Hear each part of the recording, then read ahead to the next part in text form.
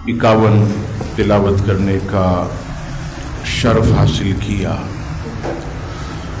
अज़ीज़ान गिरामी, गुज़िश्ता जुमे के मौके पर आपके सामने मैंने अर्ज़ किया कि कुफ़ार ये ला एतबार है, ये किसी का दोस्त नहीं, इससे मोहब्बत, इससे दोस्ती, इससे क़ल्बी ताल्लुक़ और इससे मोहब्बत करना, ये अल्लाह और इसके रसूल को नाराज़ करने के मुतरादिफ है। याद रखिएगा, ईमान सिर्फ अल्लाह और इसके रसूल से मोहब्बत का नाम नहीं है।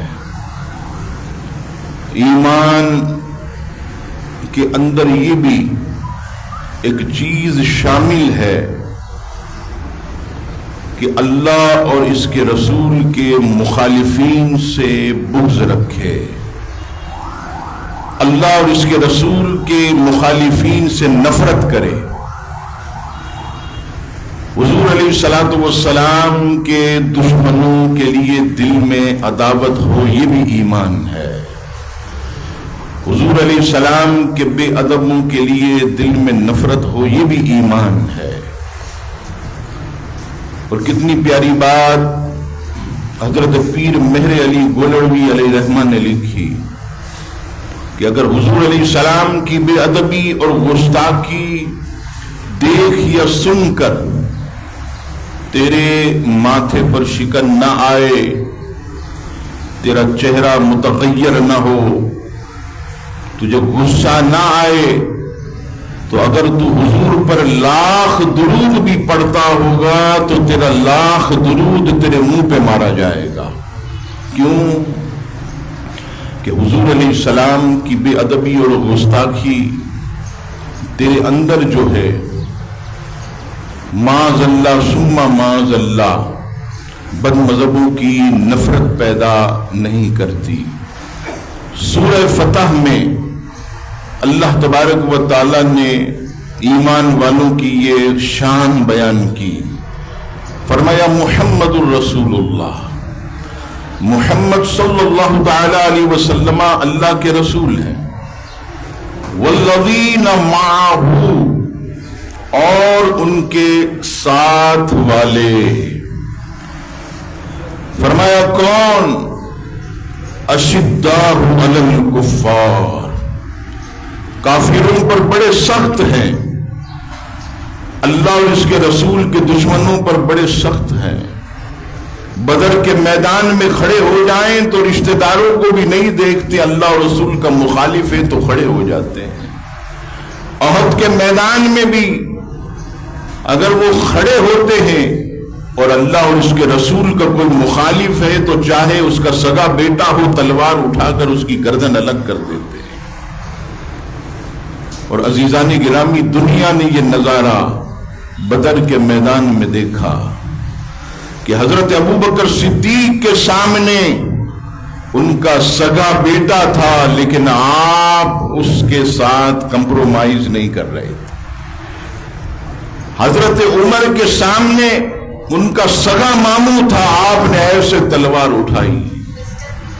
किसी का सामने उसका सगा चचा था। आखिर क्या थी? कहा मोहब्बत है तो अल्लाह और इसके रसूल के लिए मोहब्बत है, और जो अल्लाह और इसके रसूल से मोहब्बत करे हम उससे मोहब्बत करेंगे, जो अल्लाह और उसके रसूल से नफरत करे तो हम भी जो है उससे नफरत करेंगे। और फरमाया सुनो, फिर ये मत देखना कि तुम्हारी औलाद है, तुम्हारा बाप है, तुम्हारा कुंबा है, नहीं नहीं। फरमाया ला तजिदु कौमन युमिनून बिल्लाहि वल यौमिल आखिर युवाद्दून मन हाद्दल्लाह व रसूलहू वलौ कानू आबाअहुम औ अबनाअहुम औ इख्वानहुम औ अशीरतहुम। रब्बे करीम फरमाएगा तुम ना पाओगे ان لوگوں کو جو یقین رکھتے اللہ اور پچھلے دن پر کہ دوستی کریں ان سے جنہوں نے اللہ اور اس کے رسول کی مخالفت کی. پھر فرمایا اگرچہ وہ ان کے باپ یا بیٹے یا بھائی یا کنبے والے ہوں. یعنی محمد کی محبت دین حق کی شرط اول ہے، اسی میں ہو اگر خامی تو سب کچھ نامکمل ہے. بدر کے میدان میں جو اصحاب رسول اپنی ہی اولاد کے سامنے جو کھڑے تھے تو عزیزان گرامی جالندھری اس کو یوں بیان کرتا ہے کہ محمد کی محبت خون کے رشتوں سے بالا تر ہے. یہ رشتہ دنیاوی قانون کے رشتوں سے بالا تر ہے. محمد ہے متاع عالم ایجاد سے پیارا، پدر مادر برادر مال و جان اولاد سے پیارا. اور فرمایا کہ کافروں پر سخت، اور آگے فرمائے رحماء بینہم، آپس میں بڑے رحم دل ہیں، شیر و شکر ہیں. آپس میں مومن ایک دوسرے کے ساتھ ایک جسم ہے، جس کو منبر پر بیٹھ کر حضور علیہ السلام نے فرمایا کہ مسلمانوں کی مانند ایک جسم کی سی ہے کہ جس کا ایک حصہ اگر تکلیف میں پڑ جائے تو پورا جسم اس کے درد کو محسوس کرتا ہے. اور آج کیا حال ہے؟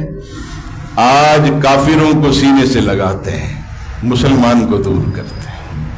آج اسلام کے دشمنوں کو برابر میں بٹھاتے ہیں اور اسلام سے محبت کرنے والوں کو دور کرتے ہیں. آج قرآن سے نفرت کرنے والے اور قرآن جلانے والوں کو معاذ اللہ ایوارڈ دیے جاتے ہیں، اور معاذ اللہ جنہوں نے کارروائی کی اور دشمنان اسلام کو ٹھکانے لگایا انہیں پھانسی کے پھندے پر چڑھایا جاتا ہے.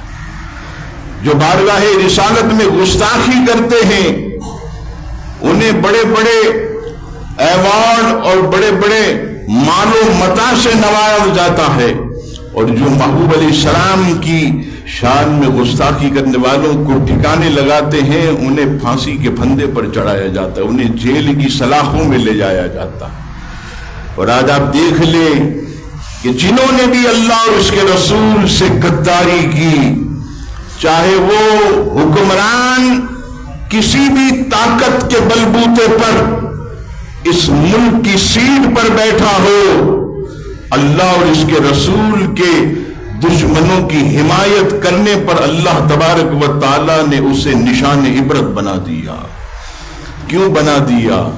آپ سب جانتے ہیں، سوشل میڈیا کا دور ہے، میں کھل کے بات نہیں کرتا، لیکن آپ دیکھیے کہ اس ملک میں کون کس کو سیٹ پر بٹھاتا ہے اور کون ہے جو پھر سیٹ سے اٹھا کر جو ہے اسے جیل کے اندر اور پھانسی کے پھندے پر پہنچاتا ہے. کون ہے؟ یہ یہی ہے. عزیزان گرامی، آج اس وطن عزیز میں سچ بات آپ کو کہہ رہا ہوں، اور اگر میری یہ بات آپ لکھنا چاہیں لکھ لیں. ہمارے نوجوان اور بچے بھی بیٹھے ہیں، نہ جانے کتنی ان کی عمر ہے، آگے یہ دیکھیں گے اور میری بات یاد کریں گے کہ اب آپ لکھ لیں کہ اس ملک کی سرزمین پر سیٹ پر کوئی مذہبی آدمی نہیں آئے گا. اب نہیں آئے گا، یہ لکھ دیا گیا، معاہدہ ہو گیا کہ اب کوئی مذہبی آدمی پاکستان کی بڑی بڑی سیٹوں پر نظر نہیں آنا چاہیے، کیونکہ اگر یہ آ گیا احتساب ہوگا، اور اگر احتساب ہوا تو سب الٹے لٹکے ہوئے ہوں گے. بڑے بڑے لوگ الٹے لٹکے ہوئے ہوں گے. اس ملک میں ہرگز اسلام نہیں آنا چاہیے. اس ملک میں ہرگز قرآن کا نظام نہیں آنا چاہیے. یہ پوری پلاننگ ہو چکی اور ہم بے خبر سو رہے، ہمیں خبر ہی نہیں.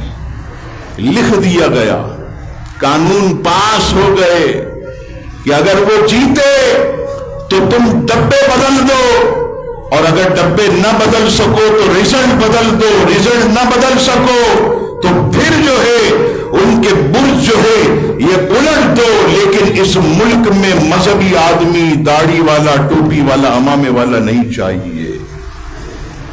عزیزہ گرامی، آج وقت ہے، ہم سب کو کوششیں کرنے کا وقت ہے، آج ضرورت ہے۔ الحمدللہ، یہ تو میرے مولا کا کرم ہے کہ جتنا اسلام کو دبایا جاتا ہے اتنا ہی اسلام ابھر کر پوری دنیا میں بلند و بالا ہو رہا ہے۔ یہ اسلام کی مہک ہے، یہ خوشبو ہے، ورنہ یقین کیجیے اگر یہ حق نہ ہوتا، اسلام مذہب یہ حق نہ ہوتا تو کب کا مٹ چکا ہوتا۔ 1500 سال پہلے رب کریم نے اپنے حبیب سے کہہ دیا، اے میرے محبوب، یہ سارا کفر چاہے کسی بھی صورت میں ہے، یہ سب ایک ہے، اور محبوب تیرا دین، دین اسلام ایک ہے، اکیلا ہے۔ یہ سب آپس میں اتحادی ہیں، کفر آپس میں سب ملے ہوئے، ان کی گٹھ جوڑ ہے۔ آپ کبھی غور کریں، قرآن ہی پڑھ لیں، اللہ کا کلام ہی، آپ کے سامنے واضح ہو جائے گا کہ یہ جو عیسائیوں کا مذہبی نشان ہے، صلیب، جسے صلیب کہا جاتا ہے پلس کی طرح، اس کا اصل دشمن یہودی ہے۔ حضرت عیسیٰ علیہ السلام کی پھانسی کی پوری پلاننگ کرنے والے یہ یہود تھے، یہ اللہ کا کلام موجود ہے، گواہ ہے۔ حضرت زکریا علیہ السلام کو آرے سے چیرنے والے یہ یہودی ہیں، یہ اللہ کا کلام کہتا ہے۔ حضرت یحییٰ علیہ السلام کو ذبح کرنے والے کون تھے؟ یہ یہودی تھے۔ اور پھر کیا کہتے ہیں، جنت ہمارے لیے اللہ نے بنائی۔ آپ پڑھیے سورہ بقرہ، کبھی پڑھیے سورہ مائدہ پڑھیے، اتنی چیزیں پڑھتے ہیں، کبھی قرآن کا ترجمہ اور تفسیر پڑھیے، صراط الجنان پڑھیے، تفسیر قرآن آسان، مفتی محمد قاسم صاحب کی، کلیجہ ٹھنڈا ہو جائے، آسان بالکل تفسیر، آپ کو اندازہ ہوگا کہ حقیقت میں یہ ایسی قوم ہے کہ روز اول سے یہ سازشی قوم ابھر کر سامنے آئی ہے، روز اول سے۔ اور عزیزان گرامی، میں آپ کو یہاں ایک اور بات کا انکشاف کروں۔ کبھی آپ سوچتے ہوں گے کہ ہمارے میڈیا پر، سوشل میڈیا پر ایسے ہلکی داڑھی والے یا چٹا چٹ یا داڑھی والے بھی بیٹھتے ہیں تو وہ قرآن اور حدیث کے خلاف بات کرتے ہیں، قرآن اور حدیث کے خلاف بات کرتے ہیں۔ یہ کون تیار کرتا؟ یہ تیار کون کرتا ہے؟ روزنامہ مشرق کی ایک رپورٹ آپ کی سامنے میں عرض کرتا ہوں۔ روزنامہ مشرق اپنی اشاعت میں لکھتا ہے کہ برطانیہ کے جنگلوں کے اندر اسلامی یونیورسٹیز قائم ہیں۔ اچھا، یہاں تو مدرسہ چلانے کے لیے پیسے نہیں ہیں، یہ برطانیہ کے جنگل میں کون چلا رہا؟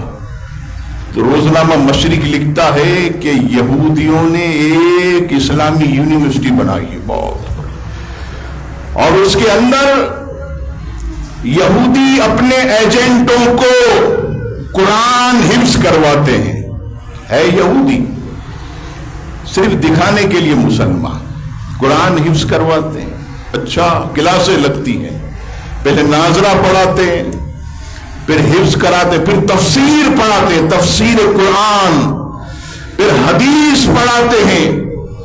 اور جب منجا ہوا، یہودی تیار ہو کر جب آتا ہے تو اسے مسلمانوں کی مسجدوں میں بھیج دیتے ہیں، مسلمانوں کے ممبروں پر بھیج دیتے، ارے آؤ میں مفت میں تقریر کر دوں گا، آؤ مجھے بلاؤ، میں مفت میں جو ہے تمہارے لیے بہترین کانفرنس کا اہتمام کروں گا۔ آپ کبھی نہیں دیکھتے مجھے افسوس ہوتا ہے نام لیتے ہوئے، جاوید احمد غامدی اور جیسے لوگ، آپ کیا سمجھتے ہیں ان کا قرآن و حدیث سے کوئی تعلق نہیں۔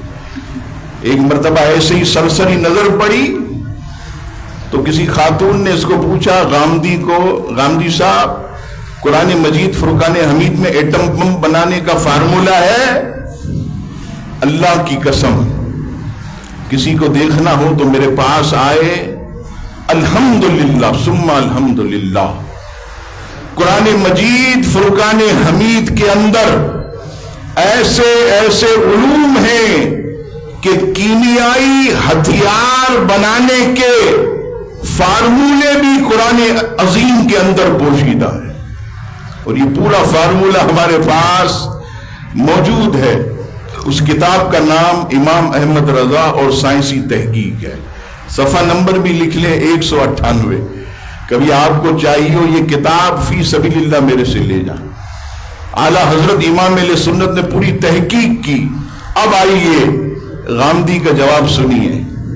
سچا مسلمان ہو تو یہ کہے کہ بی بی تم پوچھتی ہو کہ قرآن میں ایٹمی تنصیبات بنانے کے فارمولے، سچا مسلمان ہوتا تو جواب دیتا، ارے الحمدللہ رب کریم نے خود فرمایا کہ کوئی خشک اور کوئی تر ایسی چیز ہے ہی نہیں جو ہم نے قرآن مجید کے اندر نازل نہ کی، ہر علوم پوشیدہ، اول تا آخر ہر چیز قرآن میں موجود۔ ڈھونڈنے کے لیے آنکھیں چاہیے، ڈھونڈنے کے لیے نظریں چاہیے، کس کے جیسی؟ حضرت عبداللہ ابن عباس جیسی۔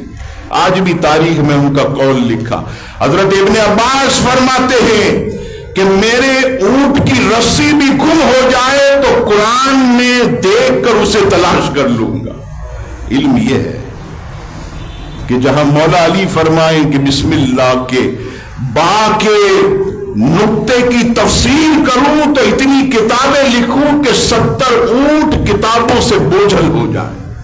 نظریں یہ ہے، ہم تو ظاہر کو دیکھتے ہیں، قرآن کے تو ایک ایک حروف کے اندر ظاہری معنی بھی ہے، باطنی معنی بھی۔ 6666 آیتیں ہیں، لیکن جو ان کے الفاظ جو ہزاروں میں ہیں، تو ہزاروں میں الفاظ تو لاکھوں میں علوم قرآن مجید کے اندر چھپے ہوئے، لیکن نظریں کون ڈھونڈے گا؟ جس کو اللہ تعالیٰ نے روشن ضمیری عطا کی ہو۔ تو اگر سچا مسلمان ہوتا تو غامدی جواب دیتا، بی بی ہر علم موجود ہے۔ اس نے کیا جواب دیا؟ احمق نے کہا، ارے یہ کیا تم پاگلوں جیسی باتیں کرتے ہو؟ کیا قرآن ایٹم بم بنانا سکھاتا ہے؟ کیا قرآن کیمیائی ہتھیار بنانا سکھاتا ہے؟ آپ دیکھیے یہ حال ہے۔ یہ وہ لوگ ہیں کہ جو آپ نہیں پتا لارنس آف عربیہ کتنے سال تک کعبۃ اللہ کے اندر وہ نمازیں پڑھاتا رہا، کسی کو خبر ہی نہیں کہ وہ یہودیوں کا ایجنٹ ہے۔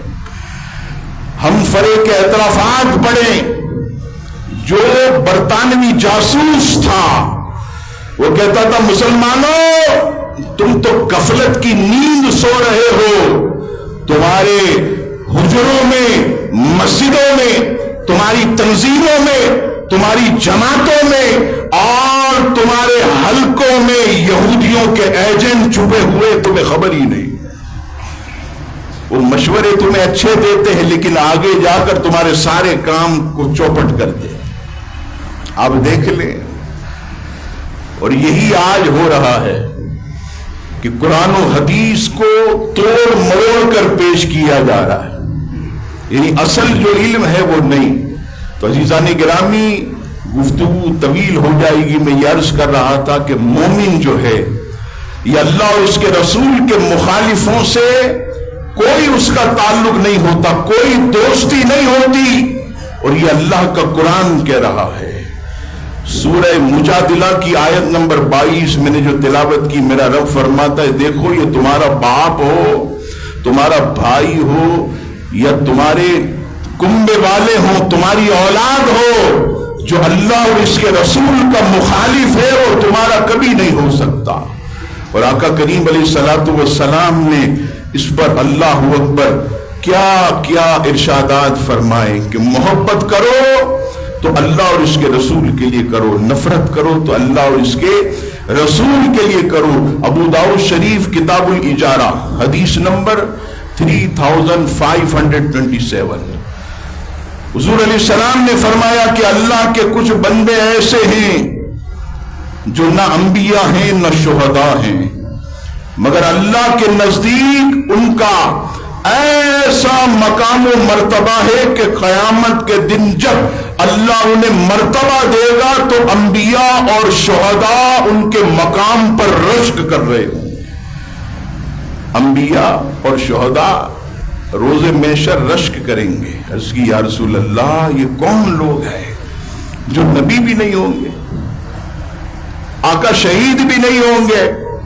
آقا فرماتے ہیں وہ خوش نصیب وہ ہوں گے کہ جنہوں نے دنیا میں محبت کی تو اللہ ہی کے لیے محبت کی، ان کا کوئی غرض جو ہے وہ نہیں تھا۔ اور عزیزان گرامی یہ بھی یاد رکھیے گا کہ یہ جب ہم آپ دوستی کرتے ہیں، کسی سے محبت کرتے ہیں، قلبی تعلق رکھتے ہیں، تو یہاں پر یہ خاص بات آپ سوچیں کہ اگر وہ اللہ اور اس کے رسول کا مخالف ہے یا کوئی دنیا کی محبت کی طرف لے جانے والا، جس کو بری صحبت کہتے، اگر اس طرف لے جانے والا ہے تو فرمایا کہ وہ صرف دنیا کی حد تک ہے، اور جو نیکوں کی دوستی ہے، جو سچے عاشقان رسول کی دوستی ہے، جو اللہ اور اس کے رسول سے محبت کرنے والوں کی دوستی ہے، تو سنیے سورہ زخرف آیت نمبر 67 میں رب کریم نے فرمایا الاخلاء یومئذ بعضهم لبعض عدو الا المتقین۔ فرمایا قیامت کے دن نیک لوگوں کے علاوہ تمام گہرے دوست ایک دوسرے کے دشمن بن جائیں گے۔ یعنی محشر میں بھی اگر کوئی دوستی کام آئے گی تو اسی کی آئے گی کہ جس نے اللہ اور اس کے رسول کے لیے دوستی کی، اللہ اور اس کے رسول کے محبت میں دوستی کی۔ اور عزیزان گرامی یہ بھی یاد رکھیے گا کہ جس طرح کفار حضور علیہ السلام کے بے ادب، قرآن کے گستاخ، اللہ کے منکر ہیں، اسی طرح نام نہاد مسلمانوں میں بھی بے ادب لوگ ہیں۔ کلمہ پڑھتے ہیں، ہاتھ میں قرآن ہے، بخاری ہاتھ میں ہے، مسلم ہاتھ میں ہے، لیکن دل کے اندر ادب رسول نہیں ہے، اولیاء کی تعظیم ان کے اندر نہیں ہے۔ فرمایا ان سے بھی تمہاری دلی دوستی نہیں ہونی چاہیے، ان سے بھی تمہاری بیٹھک نہیں ہونی چاہیے، ان کے ساتھ بھی کھاؤ مت۔ میں نے آپ کے سامنے امام احمد ابن حنبل کی ایک مبارک قول میں نے نقل کیا۔ امام احمد ابن حنبل آپ جانتے ہیں کتنی عظیم شخصیت، میں نے پہلے عرض کیا، اس سے آپ اندازہ لگائیے کہ بے ادب اور گستاخوں سے ہمارا کوئی تعلق نہیں۔ امام احمد ابن حنبل کی نشست میں ایک صاحب بیٹھا کرتے تھے، انہوں نے ایک مرتبہ امام احمد ابن حنبل سے سوال کیا، حضور میرا سگا ماموں ہے لیکن وہ حضرت سیدنا امیر معاویہ رضی اللہ تعالیٰ عنہ کے بارے میں اول فول بکتا رہتا ہے، تو کیا میں اس کے ساتھ بیٹھ سکتا ہوں، کھانا کھا سکتا ہوں؟ حضرت امام احمد ابن حنبل جلال میں آئے اور فرمایا کہ وہ اس کی اوقات کے کاتب وحی اور صحابی رسول کے بارے میں اول فول بکے، اس کے ساتھ کھانا بھی مت، اس کے ساتھ بیٹھنا بھی مت۔ اور اللہ کے رسول کیا فرماتے بد مذہبوں کے بارے میں؟ عزیزان گرامی، اور بہت طویل حدیث پاک جو کنز الامال شریف کی حدیث پاک 11ویں جلد میں حدیث نمبر بھی نوٹ کرتے 32,539 32,539۔ نبی پاک علیہ السلام فرماتے ہیں کہ بد مذہبوں سے تمہارا کوئی تعلق نہیں، جو اللہ اور اس کے رسول کی بے ادبی کریں۔ فرمایا فلا تجالسوہم ان کے ساتھ بیٹھو مت، ولا تواکلہم، ان کے ساتھ کھانا مت کھاؤ، ولا تشاربہم، ان کے ساتھ پانی مت پیو، ولا تناکحوہم، ان کے ساتھ نکاح مت کرو۔ ایک صاحب کہنے لگے مولانا صاحب یہ حدیث جو ہے یہ کافروں کے لیے۔ میں نے کہا اچھا، میں نے حدیث پوری پڑھ، آگے کیا لکھا؟ آقا فرماتے وَلَا تُصَلُّوا عَلَيْهِمْ وَلَا تُصَلُّوا مَعَهُمْ، ان کے ساتھ نماز بھی مت پڑھو۔ اب پتہ چل گیا کہ یہ کافروں کے لیے نہیں ہے، وہ نماز کا پڑھتے ہیں، یہاں مسلمانوں کے اندر بد مذہبوں کے لیے ہے۔ ورنہ کبھی بھی وَلَا تُصَلُّوا مَعَهُمْ، ان کے ساتھ نماز بھی نہ پڑھو۔ وَإِذَا مَاتُوا فَلَا تَشْهَدُوهُمْ، وہ مر جائیں تو جنازے میں مت جاؤ۔ وَلَا تُصَلُّوا عَلَيْهِمْ، ان پر بھی نماز مت پڑھو۔ تو میں نے کہا ہندو نماز پڑھتا ہے، عیسائی پڑھتا ہے، سکھ پڑھتا ہے، یہودی پڑھتا ہے؟ نہیں، آقا اشارہ دے رہے ہیں ہاتھ میں قرآن بھی ہوگا، حدیث بھی ہوگی، لیکن دل میں اللہ اور اس کے رسول کا بغض اور بے ادبی ہوگی، اصحاب رسول کا بغض ہوگا، اہل بیت کا بغض ہوگا، اولیاء کاملین کی عداوت ہوگی۔ فرمایا نہیں، فلا تعاقلہم، مت ان کے ساتھ کھانا، فلا تشاربہم، مت پینا۔ عزیزان گرامی، آخر میں بس ایک بات عرض کروں کہ پھر دوست کیسا ہونا چاہیے، دوست جو ہے کیسا ہونا چاہیے؟ تو آئیے شعب الایمان کی حدیث پاک، حدیث نمبر 8999۔ حدیث بیان کرنے سے پہلے غور کیجئے گا کہ ہم میں اب تک کس کا ایسا دوست ہے جو اللہ کے حبیب نے فرمایا؟ کون ہے؟ آئیے شعب الایمان حدیث نمبر 8999، آقا کریم علیہ السلام فرماتے کہ تمہارا دوست ایسا ہو تم اس کے پاس بیٹھو، تمہارا یار ایسا ہو کہ جب تم انہیں دیکھو تو تمہیں تمہارا اللہ یاد آ جائے۔ کہاں سے لائیں گے ایسا دوست؟ فرمایا جس کی گفتگو تمہارے عمل میں برکت اور زیادتی کا سبب بنے، اور جس کا عمل تمہیں آخرت کی طرف راغب کرے، تمہارا دوست ایسا ہونا چاہیے۔ عزیزان گرامی، ایسے ہی کو دوست بنائیں، ایسے ہی سے محبت رکھیں، یہ اللہ کا حکم ہے، اس کے حبیب کا حکم ہے۔ رب کریم ہم سب کو ایسی سوچ اور فکر عطا فرمائے، آمین۔ وما علینا الا البلاغ۔